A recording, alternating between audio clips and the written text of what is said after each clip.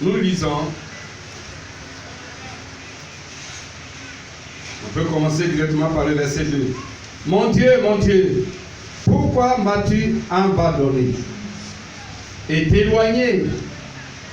t'éloignes-tu sans me secourir, sans écouter mes plaintes?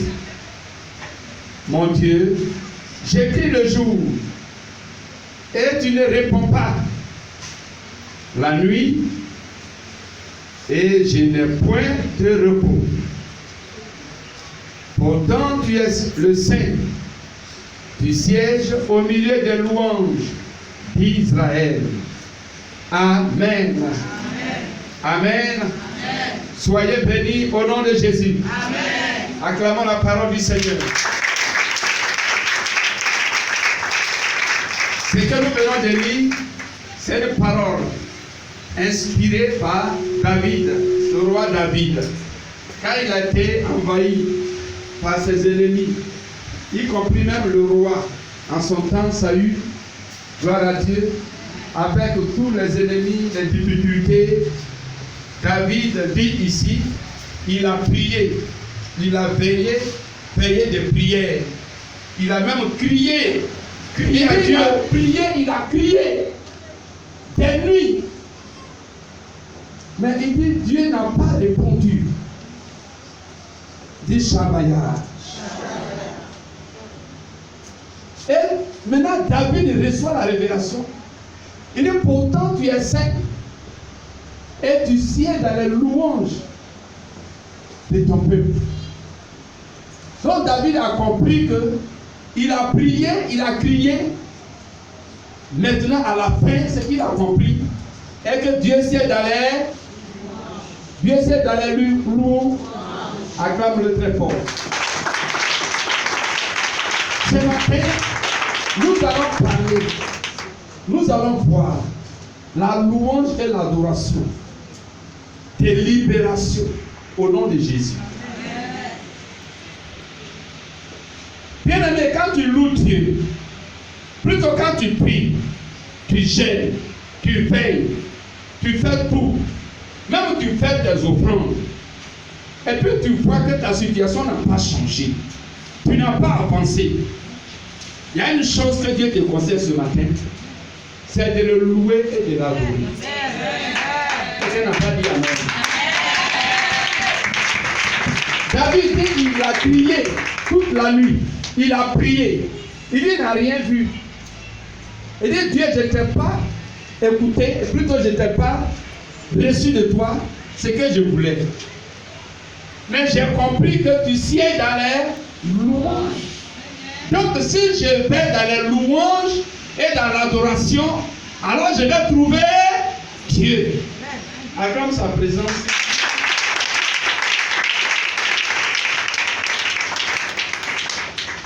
Louer Dieu, adorer Dieu, c'est deux choses différentes. Mais ces deux choses-là rendent gloire à Dieu. Louer Dieu, c'est raconter les bienfaits de Dieu, les reconnaître. Alléluia. Les reconnaître. Reconnaître ce que Dieu a fait. Pourtant, l'adoration, c'est magnifier ses attributs. Il est grand, il est puissant, il est glorieux, il est magnifique, il est élevé, il est saint. Alléluia. Donc si tu peux faire des chants d'adoration, des louanges de tout ton cœur, alléluia, quelque chose va se passer dans ta vie. Alléluia. C'est pourquoi vous devez recevoir l'esprit d'adoration et de louange. Alléluia. L'esprit d'adoration et de louange. Même Philippiens 4, verset 8 dit, plutôt verset 6, il dit, il faut apporter devant Dieu, ne t'inquiète pas pour des problèmes, mais il faut apporter devant Dieu, faire connaître à Dieu tes besoins par les supplications et des prières. Il dit avec des actions de grâce, donc avec louange et adoration. Acclame-le.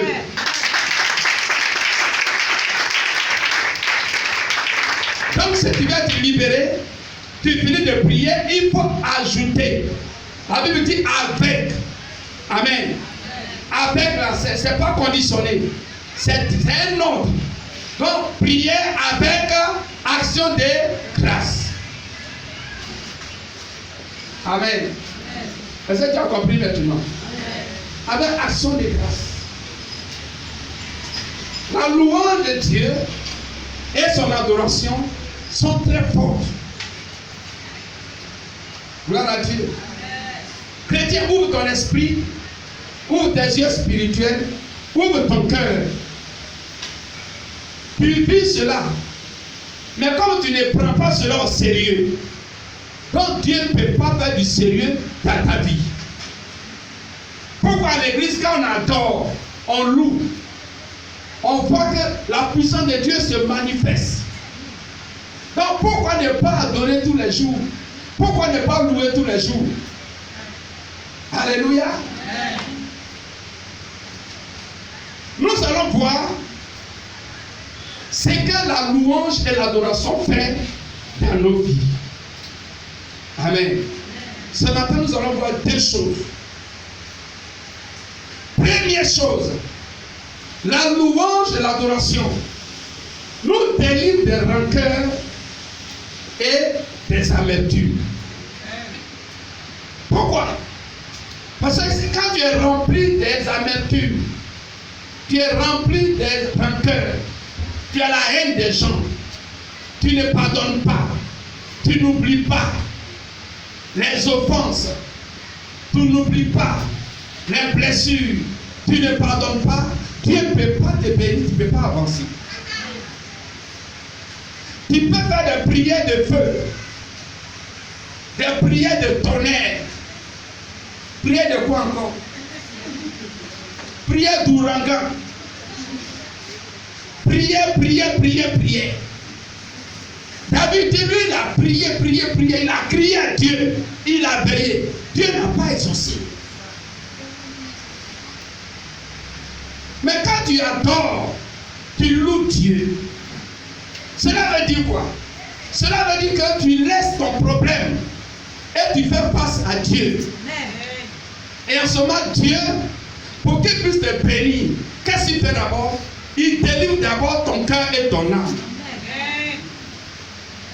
Beaucoup de chrétiens ont la haine dans le cœur, les rancœurs. Et puis, ils prient Dieu. Et il ne peut pas être exaucé. Cœur de vengeance, homme de vengeance, femme de vengeance. Tu pries Dieu, tu gênes, tu pries, tu veilles. Dieu ne peut pas t'exaucer. Parce que tu n'as pas confiance à des personnes. Et tu leur as confié tous tes secrets. Et après, ils t'ont livré. Ils t'ont trahi. Alléluia. Ils t'ont trahi. Donc ça t'a blessé. Des blessures graves dans ton cœur. Et certainement on a essayé de régler. Tu dis j'ai pardonné. Tu as pardonné mais tu n'as pas oublié. Dis amen. Amen. Tu as pardonné mais tu n'as pas oublié. C'est vrai non? Shabaya. Quand tu vois la personne passer, tu commences à te rappeler. Et puis ton cœur commence à chauffer encore. Quand tu es comme ça, Dieu ne peut pas te bénir. C'est pourquoi l'adoration, la louange est bonne. Quand tu adores, tu loues Dieu, tu vas voir que ton âme et ton cœur reçoivent la visitation divine. Parce que Dieu sied dans la louange. Donc quand tu adores, tu loues, alors Dieu vient par la louange entrer dans ton cœur. Et il prend place dans ton cœur. Acclame-le. Je vois ce matin, Dieu prend place dans ton cœur au nom de Jésus. Que les chaînes de rancœur et des amertumes sont brisées. Dis amen.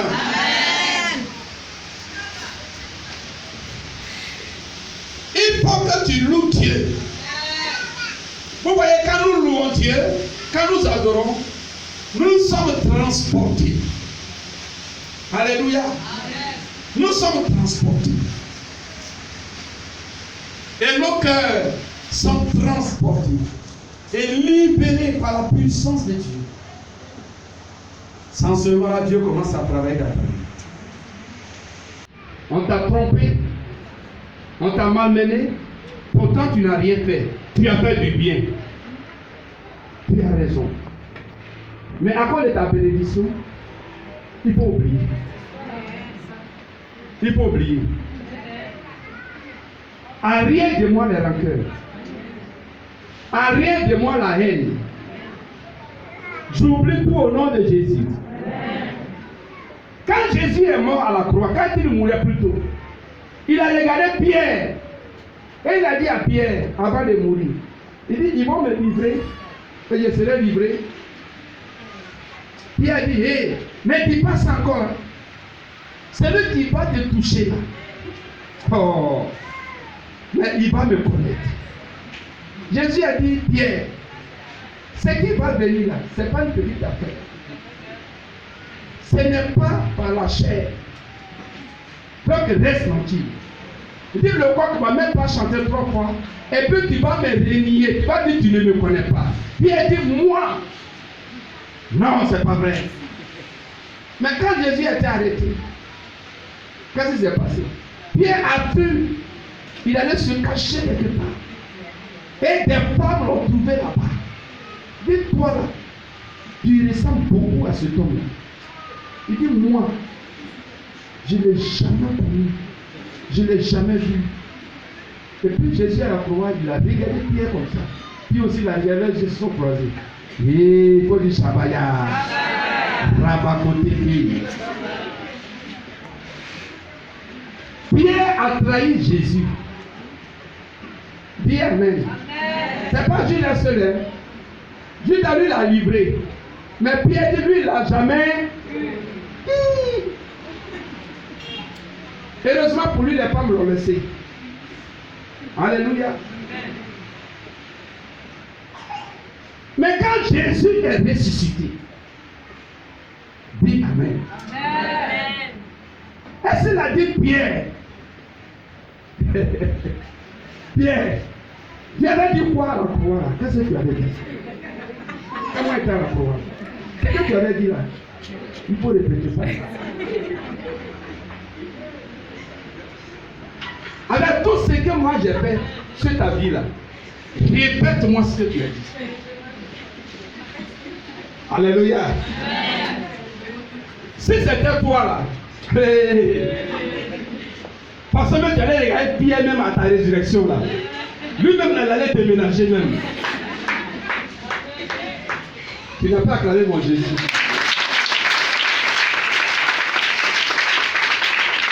Mais Jésus n'a même pas fait cas de cela. Dis Amen. Amen. Il n'a même pas mis Pierre sur côté blanc. Pour dire les disciples, venez. Voilà ce que Pierre a fait. Lui, il dit, moi, il ne m'a jamais connu. Donc, si je comprends bien là, c'est lui qui s'associe avec Judas. Si c'était toi, tu aurais l'accusé. Mais Jésus n'a même pas fait cas de ça. Il dit Pierre, pas de Pierre. Pierre. Pierre. Pierre. Sur toi, j'ai bâti mon église. Acclame. Acclame.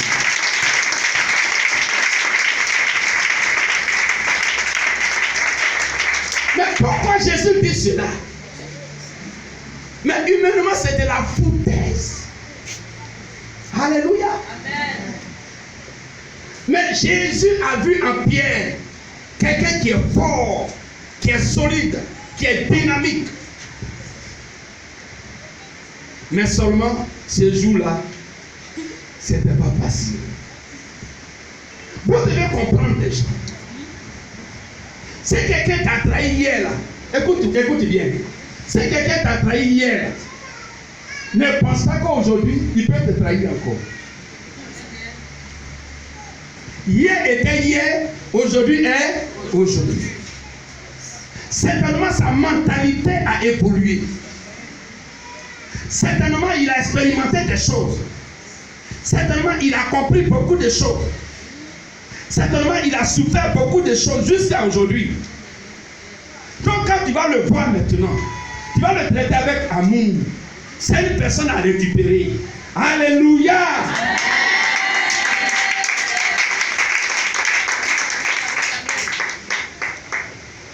Quand tu fais ça, le ciel s'ouvre sur toi.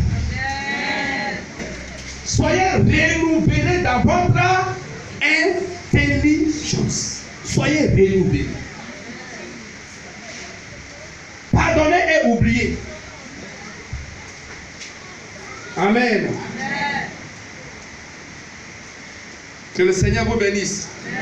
Deuxième bénédiction que la loi et l'adoration apportent.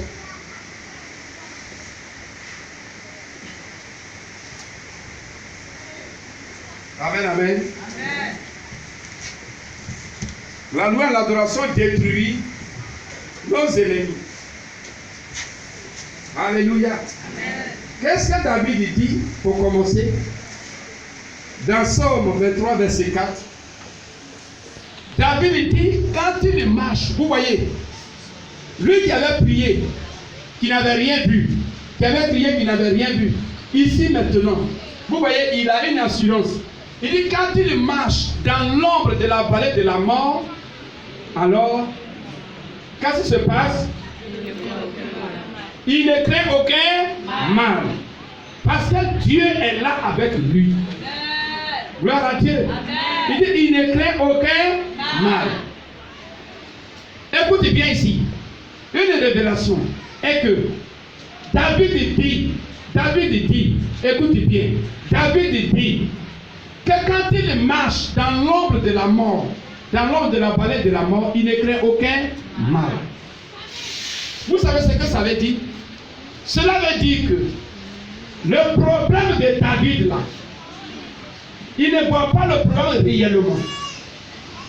Mais son problème est devenu de l'ombre. Alléluia. L'ombre est la personne. Voici, je suis là par exemple. Je vois l'ombre.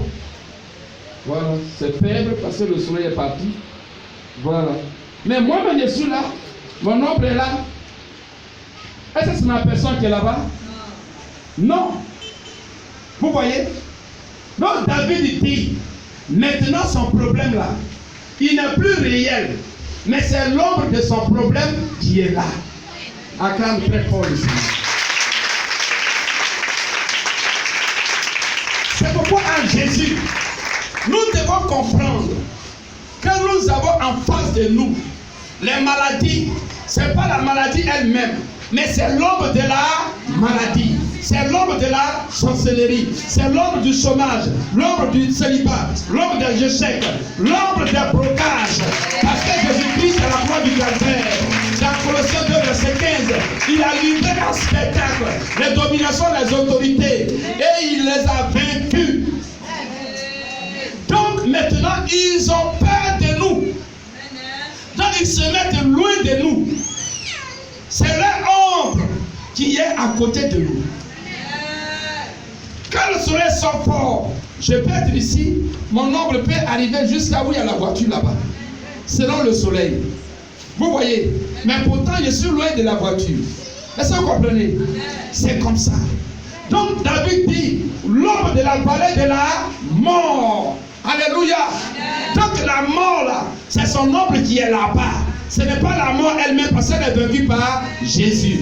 Je t'annonce que tout ce qui t'envahit ce matin, depuis longtemps jusqu'à ce matin, alors a disparu. C'est son ombre qui est là.